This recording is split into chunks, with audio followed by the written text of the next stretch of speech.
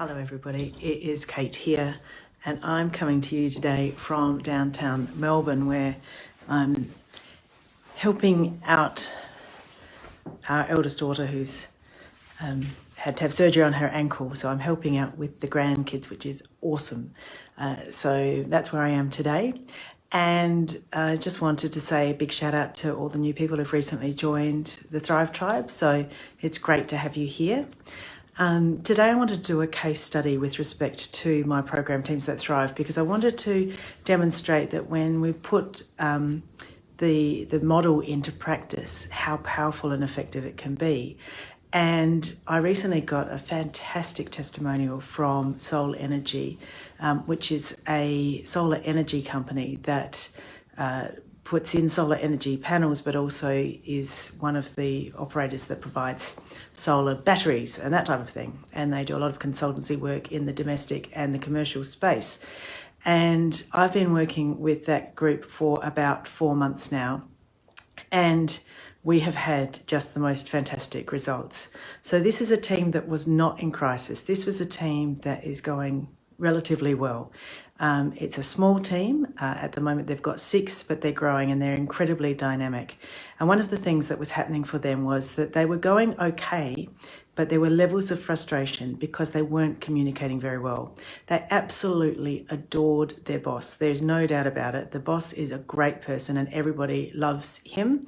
But as a team, they weren't adequately sharing information about things that were going wrong. They weren't sharing information about opportunities that they could exploit. And most importantly, sometimes the boss couldn't get ideas from his head out. And so there was a level of frustration because there could have been processes and things happening in place that would have improved the overall performance of the business. So I started working with them. And what we do first is we work on self-discovery. So we had a look at what does respect look like in their workplace. We did a lot of work about the behaviour that they engaged in when they were really stressed, and how that acted out, how that played out to the team as a whole.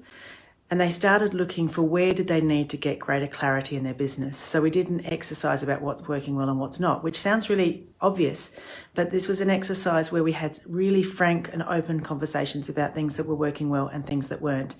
And what was working really well was that the team liked each other and that there was good relationships. But what wasn't working well was they didn't have systems and they weren't sharing really important information that was going to make the business just so much more productive. So we did a lot of work throughout this entire process. We're just building relationships, sharing information, building trust. And the more trust, the more the relationships built, the more comfortable everybody felt to say what was a problem for them and how, and then we looked at ways to address that. So we spent a lot of time doing that. We then spent some time doing DISC analysis. So everybody in the team did a separate DISC assessment, and then we explored what did that mean and what were the different personality types. And then we could see why some people sometimes felt like they were hitting heads because they were so different. Their personalities were so different. They just did not communicate in the same way. And when they recognised their different personality styles and the way in which they like to be communicated to, then they started to go, it's not personal. I'm not attacking you or you're not attacking me. This is just the way in which you communicate. And so that they changed that up dramatically and there was a lot more trust. One of the other things that we did focus a lot on was that generally people are not out to get you. Realistically, people are not spending their days trying to throw other people under a bus. Nobody has time for that stuff. Most of the time, we are acting out of our best will in that moment. It's just sometimes we might miss something, sometimes we make a mistake, sometimes we have made an assumption about somebody else's behaviour and we've got it completely wrong, and that's impacted on the way our behaviour has been perceived. But if we stop thinking that people are out to get us and we start getting curious about why they said what they said or they did what they did, then suddenly we stop thinking that there's a lot of conflict in the office. We're just sort of having an understanding about how things get done and how this person operates. And so this was tested recently. We did a lot of games. We played games. We learned a lot about each other. But this was really tested recently because the team had to put in 2 tenders in 1 week, and they also had a large number of orders that they needed to satisfy. They're generally engineers, very technical people. They had to get through a lot of work very quickly in order to meet all of these deadlines. And the boss said to me that he could see that they were getting stressed, but despite their higher stress levels, they kept talking to each other. And when they didn't understand each other, they would go for a walk, they'd have a conversation, they'd come back and they'd cleared the air. And on the night that the 2 tenders were due, they stayed back pretty much that week every night till about 9 o'clock to get the work done. And the boss said he had expected that on the day after all of that work was handed in, that at least one person was going to call in sick because they were tired, they'd been stressed, their relationships had been put to the test over that last week.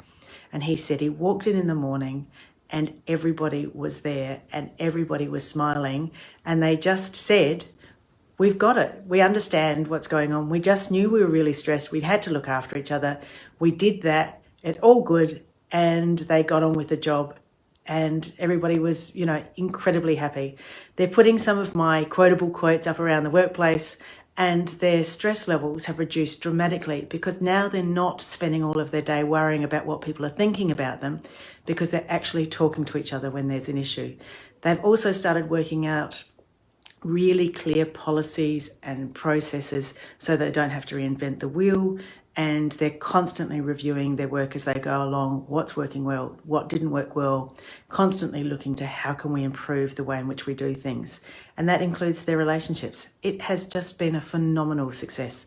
So the person who runs this organisation, Simon, he has contacted me now twice to say thank you. Thank you so much for giving my team the skills to be able to communicate, because they just now have really strong relationships and they are getting on with the job, and they are able to produce so much more in any given day because they're not holding themselves up, worrying about things that are not important. So I really hope that that's useful to you. The Teams That Thrive program is a huge amount of fun. I might be the conflict coach. We might raise the word conflict now and then, but conflict is just a healthy way of discussing things that are really important to us. We shouldn't get overwhelmed by the word conflict. Conflict is something that's healthy, and it's just information. And if we stop being nervous about the information, and if we then get curious about why people are presenting information in this manner, why are they so passionate about it? What are we not seeing? Then suddenly it becomes so much easier to have those conversations and to develop those relationships. So if you would like to know more about Teams That Thrive, please let me know. I am running a special at the moment, a fast track program for online for anybody who's interested at $9.99. But I think it's really important to have a conversation and find out what your needs are within your workplace first, and to see what's the best fit for you.